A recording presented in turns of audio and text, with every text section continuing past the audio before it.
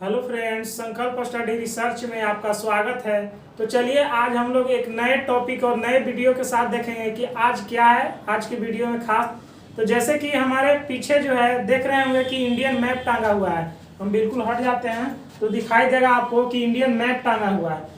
अब जैसे जो है कुछ स्टूडेंट को जो है कंफ्यूजन होता है कि हम इंडियन मैप को पढ़ें कैसे या समझें कैसे, पता नहीं उनको चल पाता है कि हम इंडियन मैप को कैसे पढ़ें क्या समझें। सिर्फ यही समझते हैं वो कि इसमें से कौन स्टेट किधर है लिखा हुआ, बस इतना ही जानते हैं और ना ही वो समझ पाते हैं कि इससे क्वेश्चन बनता है कैसे। तो हम आज यही बताएंगे कि आज इससे क्वेश्चन बनता है कैसे, यही हम समझाने वाले हैं।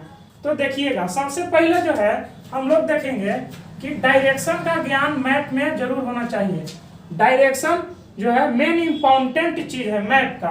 तो सबसे ऊपर जो होता है मैप में नॉर्थ होता है और नीचे साउथ होता है। जनरली तौर पर केवल नॉर्थ लिखा रहेगा और ईस्ट लिखा रहेगा, नॉर्थ ईस्ट। तो हम लोग जानते हैं कि ऊपर जो है उत्तर दिशा है और इधर जो है दाएं साइड वो है पूर्व दिशा, और इसी के आधार पे हम लोग नीचे ज्ञात कर लेते हैं कि साउथ हो गया और इधर वेस्ट हो गया। ठीक है, तो सबसे पहले जो है इस चीज की जानकारी होना अति आवश्यक है।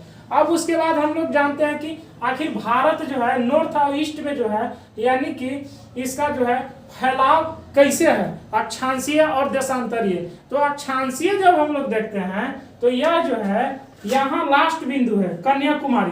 तो कन्याकुमारी जो है यहाँ से आपका 8 डिग्री 4 मिनट से शुरू होता है। 8 डिग्री 4 मिनट उत्तरी अक्षांश से शुरू होता है और आपका जो है जम्मू कश्मीर ऊपर देख रहे होंगे आप लोग, तो यहाँ आपका 37 डिग्री 6 मिनट उत्तरी अक्षांश तक यह जाता है। फिर से आपको हम दिखाना चाहते हैं कि नीचे जो है आपका 8 डिग्री 4 मिनट से शुरू होकर के ऊपर 37 डिग्री 6 मिनट तक जाता है। यह तो उत्तरी अक्षांश की बात हो गया, यानी कि इसका समझिए एक लेंथ मान लीजिए कि उत्तर से दक्षिण में इसका लेंथ क्या है, और यह केवल नॉर्थ में ही है यानी कि उत्तरी अक्षांश में ही इंडिया स्थित है। अब चलिए इसका जो चौड़ाई जो है कैसे है से, तो आप मान के चलिए कि 68 डिग्री, मान के नहीं चलिए दिया ही है कि 68 डिग्री 7 मिनट से जो शुरू होता है, 68 डिग्री 7 मिनट से शुरू होकर के 97 डिग्री 25 मिनट जो है यह पूर्वी देशांतर में स्थित है। पूरा जो है पूर्वी देशांतर में। फिर से हम दिखाना चाहते हैं कि ग्लोब पे इस टाइप से है इंडिया।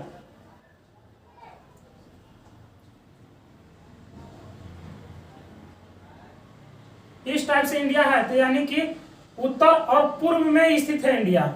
ठीक है, लेकिन केवल हम यहाँ पे भारत की बात कर रहे हैं, इंडिया की बात कर रहे हैं, इंडियन मैप की बात कर रहे हैं। तो अब कहिए कि तो क्वेश्चन यही पूछता है सर, क्वेश्चन ये नहीं पूछता है। क्वेश्चन पूछता है कि कौन सा स्टेट किधर है। अच्छा, एक तो होता है कि भारत से जो है 3 ओर से जो है समुद्र से घिरा हुआ है। तो 3 ओर से घिरा हुआ, तो जहां समुद्र से घिरेगा वहां तट का निर्माण होता है, यानी कि स्थल भाग जहां समुद्र से मिलन बिंदु होता है उसको तट बोलते हैं।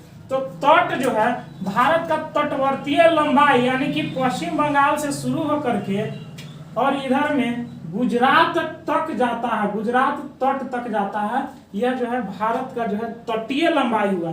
तो भारत का जो है तटीय लंबाई यानी कि मुख्य भूमि का तटीय लंबाई कहेगा तो आप 6100 कहिएगा कि 6100 किलोमीटर है मुख्य भूमि के तटीय लंबाई। ये सब मुख्य भूमि है, ये भारत का मेन भूमि है। अब कहिए कि सर मुख्य भूमि न दे करके एक और देता है, जिसमें आपको 7516.6 किलोमीटर देता है। तो वह क्या है, तो भारत की जो है वह जो है लंबाई तटीय भाग की लंबाई है। यह मुख्य भूमि की तटीय भाग की लंबाई है और वह जो है तटीय भाग की लंबाई। तो तटीय भाग में आउट हो जाता है, ऐड कहां से सर, ये तो होता है क्वेश्चन बनता है कि इसमें जो है और बढ़ जाता है कहां से, तटीय भाग की लंबाई में 7516.6 किलोमीटर, 7516.6 किलोमीटर यह डिस्टेंस बढ़ जाता है आखिर कहां से।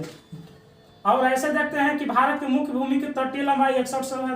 तो जी दोस्तों, हम आप लोग को बताना चाहते हैं कि आप इधर देख रहे होंगे कि अंडमान निकोबार द्वीप समूह है इधर। तो इसका भी जो है तट के लंबाई इसका भी जुटता है। और इधर कुछ देख रहे होंगे आप, जो है इधर लक्षद्वीप है, तो लक्षद्वीप दोनों के तट के लंबाई जो है बढ़कर जो है, आप इसमें से 6100 किलोमीटर में से घटाइएगा तो लगभग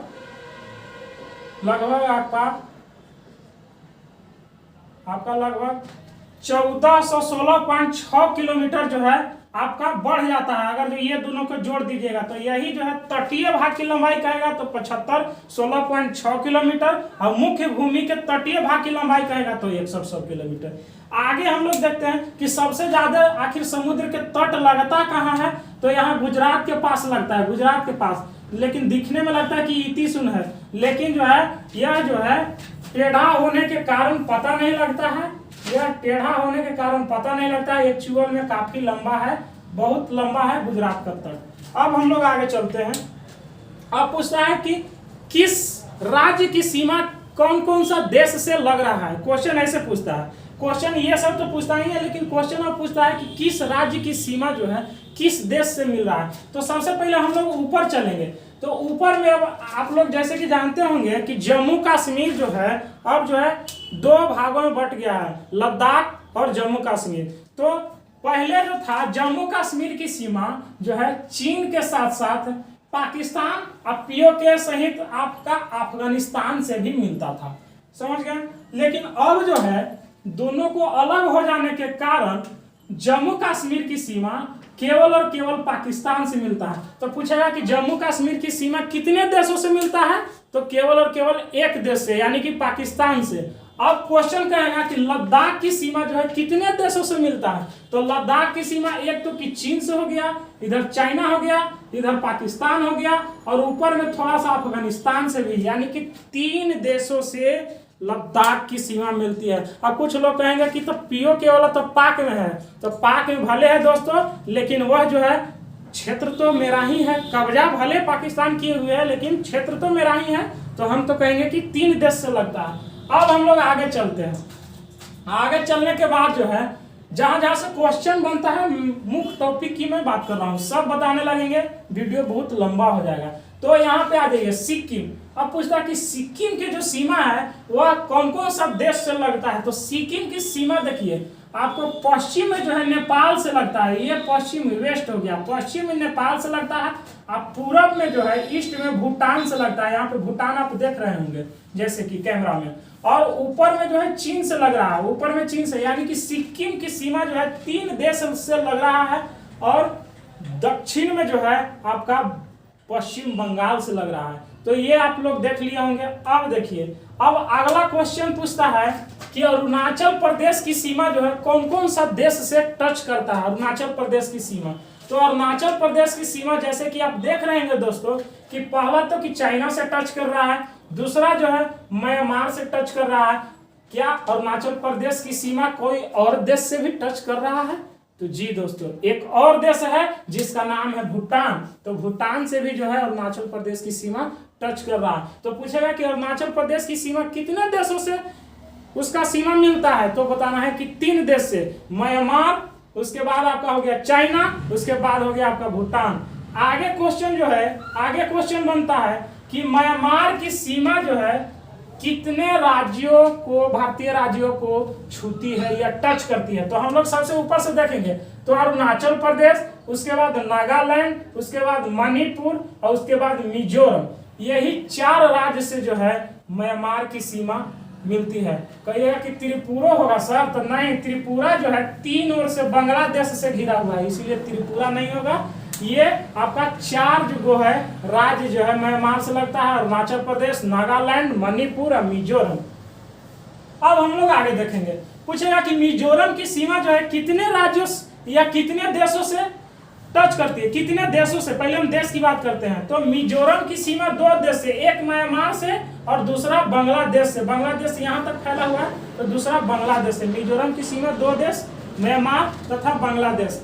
अगला हम लोग देखेंगे कि त्रिपुरा की सीमा जो है 3 ओर से घिरा हुआ, किससे, तो बांग्लादेश से घिरा हुआ है। अब देखिए कौन ऐसा एकमात्र पूर्वोत्तर राज्य है जिसकी सीमा पूर्वोत्तर के सभी स्टेट से लगती है, तो वह जो राज्य है दोस्तों, हम कहेंगे कि कैमरा को जूम करके थोड़ा दिखाइए, वह असम राज्य है, जिसकी सीमा जो है सभी स्टेट, पूर्वोत्तर के सभी स्टेट से मिल जाता है।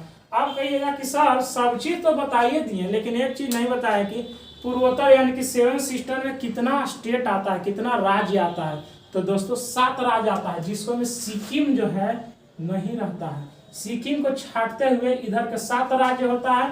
पहला हो गया अरुणाचल प्रदेश, दूसरा हो गया असम, तीसरा हो गया मेघालय, और इधर से हम लोग बात करेंगे तो अरुणाचल प्रदेश को हम लोग काउंट कर लिए हैं, नागालैंड, मणिपुर, मिजोरम और त्रिपुरा। टोटल 7 स्टेट हो गया दोस्तों। और सिक्किम जो है, यही कंफ्यूजन ऑप्शन ए में दे रहेगा कि सिक्किम क्या पूर्वोत्तर राज्य की जो है राज्य है कि नहीं। तो सिक्किम दोस्तों पूर्वोत्तर राज्य की राज्य नहीं है। बाकी हम लोग नीचे आते हैं, तो नीचे आने के बाद जो है कहता है कि आपका कर्नाटक और केरल, कहता है कि भारत का वो 2 राज्य जो सबसे साउथ में है, यानी कि सबसे दक्षिण में है, तो वो 2 राज्य जो है तमिलनाडु और केरल, ये 2 राज्य जो है सबसे दक्षिण में स्थित है दोस्तों। तो हम आशा करते हैं कि लगभग जो है मैप के जो है कंसेप्ट बेस्ड जो क्वेश्चन होता है वो बन गया होगा, या आप लोग याद कर लिए होंगे। लेकिन हम एक चीज और दिखाना चाहते हैं कि इतना तो हम बता दिए, लेकिन बताने से केवल नहीं होता, बताने से अगर जो मैप समझ में आ जाता तो बहुत ही आसान था, बहुत आसान था। लेकिन हम एक चीज दिखाना चाहते हैं, उससे आप लोग मैप को आसानी से एकदम हल कर सकते हैं। जितना हम बताएं उतना चीज आप लोग नोट कर सकते हैं। तो थोड़ा सा के लिए हम देखते हैं, आप देखिए ये चीज। चलिए तो दोस्तों, तो हम लोग देखेंगे कि आखिर इतना समझाने के बाद ही याद रहेगा। तो याद रहने वाला चीज दोस्तों प्रैक्टिस नहीं करिएगा तो आजकल दुनिया के कोई ऐसा चीज जो है वो याद नहीं रह पाता है। यहाँ तक कि आप जो है 2 देश के बीच जो युद्ध चलता है, जिसकी सेना जो है बहुत दिन से युद्ध नहीं कर रही होती है, तो उसके जो है हथियार में जंग लग जाता है। जिसके कारण हम दिखाते हैं आपको कि ये है इंडियन का पॉलिटिकल मैप, वर्क मैप इसको बोला जाता है। इस पे आप जो है सारा प्रैक्टिकल कर सकते हैं, जितना हम बताए हैं आप फिर से देख लीजिएगा। हम नजदीक से दिखा रहे हैं, तो इसको आप लोग देख लीजिए और खरीदिएगा बाजार से, 1 या 2 रुपया में मिल जाएगा। तो इससे आप जो है आसानी से सारा क्वेश्चन को, जितना कंसेप्ट वाला क्वेश्चन है, आप लोग हल कर सकते हैं। तो हम लोग वीडियो को यहीं पे अंत करते हैं। चलिए दोस्तों, और जितना से ज़्यादा धन्यवाद, जितना से जितना जो है वीडियो को लाइक कीजिए, शेयर कीजिए, सब्सक्राइब कीजिए, आप बेल आइकन को आप लोग जरूर दबाइए। धन्यवाद।